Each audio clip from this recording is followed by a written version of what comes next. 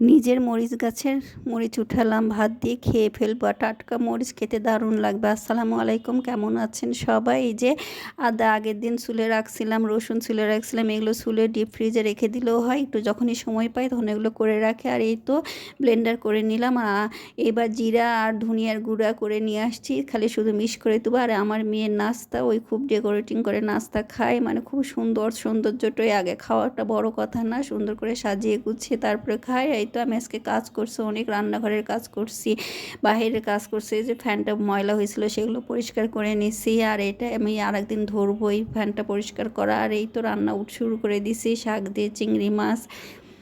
মানে বাইরের খাবারটা খেতে পারি না, নাহলে অর্ডার দিলে চলে আসতো। ভাবলাম যে থাক, যতটুকুই সময় লাগে ধীরে ধীরে করে ফেলি।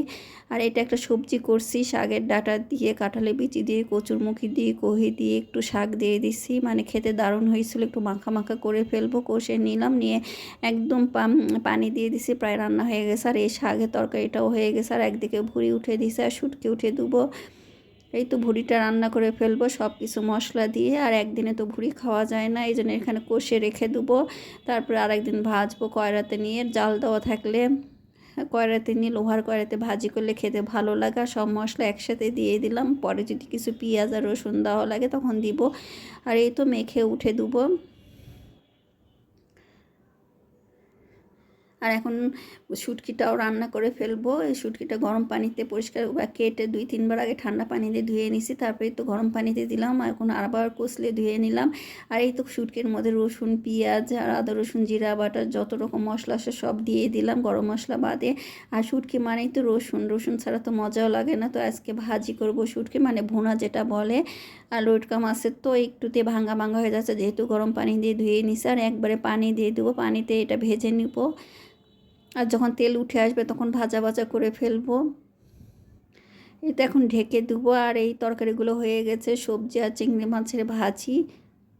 আর ওই দুইটা তরকারি চুলার উপর আছে, শুটকি আর ভুঁড়িটা হচ্ছে। এই তো ছেলে মেয়ে বাসায় আছে, ভাবলাম করে ফেলে। আর ওরা এখন চলে গেলে আবার কবে আসবে না আসবে তার ঠিক নেই। আমার এই শুটকি রান্নাটা হয়ে গেছে, এটা নামিয়ে ফেলবো। তেলটা বের হয়ে আসছে। আর ওদিকে ভুঁড়িটাও হয়ে গেছে, আমি চুলায় অফ করে গোসল টোসল করে নিব। এই তো এখন খাওয়া দাওয়া করবো আমরা, যা হয়েছে তা দিয়েই। আর ভুঁড়িটা অফ করে ফেলছি, এই যে এরকম কালার আসছে, পরে ওটা নিয়ে ভাজবো। আর এই তো বিকালে নাস্তা খাওয়া হচ্ছে, আজকে আমি বিকালে কিছু বানাইও নাই। এই তো মোগলাই নিয়ে আসছে। আর আমার মেয়েটা মোগলাই খায় না, ওই চটপটি পছন্দ করে, তো ওই চটপটি খাচ্ছে। আর আমরা এদিকে মোগলাই খাচ্ছে। এটা আমার হাতে বানানো সস, দারুণ মজা হয়েছিল। তো ভালো থাকবেন, আমাদের জন্য দোয়া করবেন। আল্লাহ হাফেজ।